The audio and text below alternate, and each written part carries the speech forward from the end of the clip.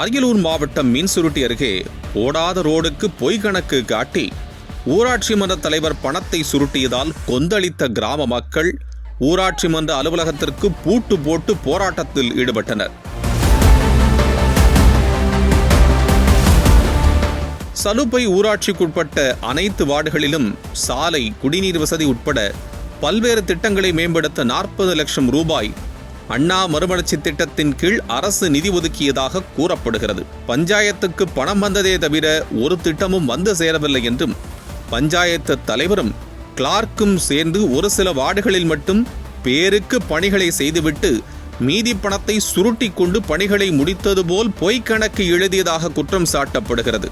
அதிலும் 4, 5 மற்றும் 6வது வார்டுக்கு பேருக்கு கூட பணி நடக்கவில்லை என கூறப்படுகிறது. அந்த வார்டுகளில் வசிக்கும் மக்களும் தங்கள் பகுதிக்கு குடிநீர், சாலை வசதி வரும் என காத்திருந்து ஏமாந்து போய்விட்டதாக கூறுகின்றனர். ஒரு கட்டத்துக்கு பிறகே பஞ்சாயத்து தலைவர் பணம் மொத்தத்தையும் சுருட்டிவிட்டு பொய் கணக்கு எழுதியது தெரிய வந்ததாக அங்குள்ள மக்கள் கூறுகின்றனர். இதனால் கொதித்து போன 4, 5 மற்றும் 6வது வார்டைச் சேர்ந்த 100க்கும் மேற்பட்டோர் ஊராட்சி மன்ற அலுவலகத்திற்கு பூட்டு போட்டு போராட்டத்தில் ஈடுபட்டனர்.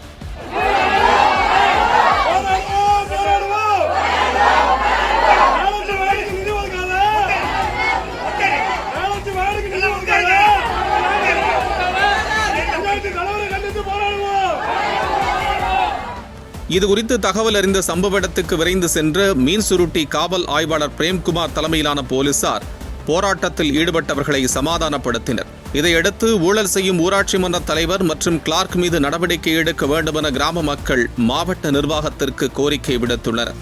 தலுப்பை பஞ்சாயத்தில் அண்ணா மறுமலர்ச்சி திட்டம் 40 லட்ச ரூபா ஃபண்டு வந்திருக்கு. அந்த ஃபண்டை 4வது வார்டும் 5வது வார்டு மக்களை புறங்கணித்து மற்ற மக்களுக்கு அந்த வேலை செய்கிறாங்க. இந்த பஞ்சாயத்தில் ஏகப்பட்ட கொள்ளை நடந்திருக்கு, தவறு நடந்திருக்கு. அது நல்ல அதிகாரியை பார்த்து, வரவு செலவு பார்த்து அவர் மீது தக்க நடவடிக்கை எடுக்கணும். பஞ்சாயத்து ஊராட்சி கிளர்க் அவர்கள் போலித்தனமாக பஞ்சாயத்து தலைவர் ஜால்ரா போட்டு தவறான கணக்கு வழக்குகளை பதிவு செய்து மக்கள் மத்தியில் ஏமாற்ற முயற்சிக்கிறார். அவரை அதிரடியாக அவரை பஞ்சாயத்து மாற்ற வேண்டும்.